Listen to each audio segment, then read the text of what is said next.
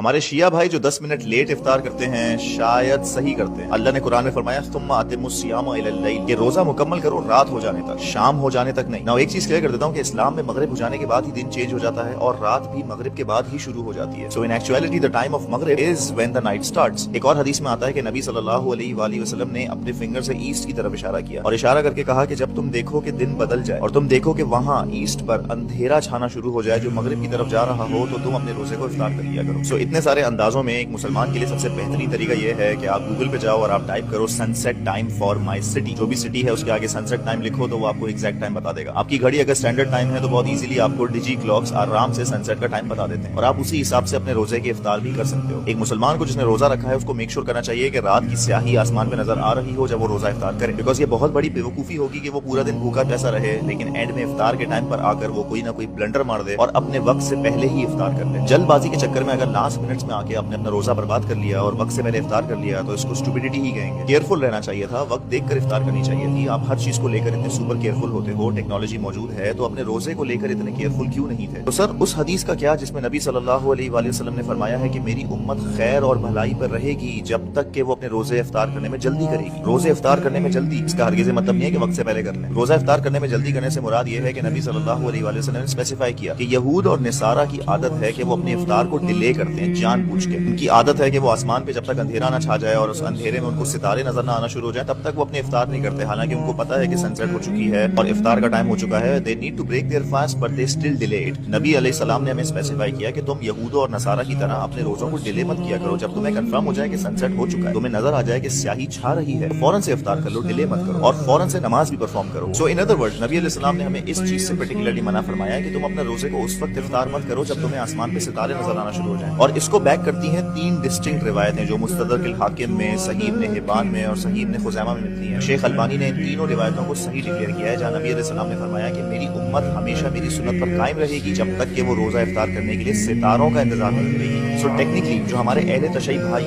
اپنے افطار میں 5-10 منٹ ڈیلے کرتے ہیں شاید وہ صحیح کرتے ہیں، بیکاز آسمان کی سیاہی میں ستارے نظر آنا مغرب کے فوراً بعد پاسبل نہیں ہوتا، نارملی یہ مغرب کے آدھے 1 گھنٹے بعد پاسبل ہوتا ہے۔ سو 5 یا 10 منٹ ڈیلے کر دینے سے آپ کا روزہ مکروہ نہیں ہوتا۔ یہ ایک بہت اچھی ٹیکنیک ہے کہ آپ میک شور کر لو کہ آسمان پہ سیاہی آ جانے کے بعد ہی ہم روزہ افطار کریں، لیکن اس کو اتنا ڈیلے نہ کر دیں کہ عشاء کا ٹائم انٹر ہو جائے۔ آلموسٹ 5-10 منٹ کا ڈیلے کر دینا میک سینس تاکہ آپ کا روزہ سیکیور رہے۔ سو ایز مسلمز ہمیں صرف اذان پر ریلائی نہیں کرنا چاہیے، بیکاز ہر مسجد میں ڈفرنٹ ٹائمز پہ اذان دی جا رہی ہوتی ہے۔ وی نو دس فار اے فیکٹ۔ ایک ہی گلی میں 4 مسجدیں ہوں گی اور چاروں کا اذان سٹارٹ ہونے کا ٹائم ڈفرنٹ ہوتا ہے۔ اس سے پتہ چلتا ہے کہ شاید ان کی کلاکس اسٹینڈرڈ ٹائم نہیں ہے یا شاید ان کا ٹائم پن پوائنٹ پریسائز نہیں ہے، اس لیے ٹیکنالوجی کا استعمال کر لینا کوئی بدعت نہیں ہے، کوئی گناہ نہیں ہے۔ شیعہ سنی سے نہ لڑیں اور سنی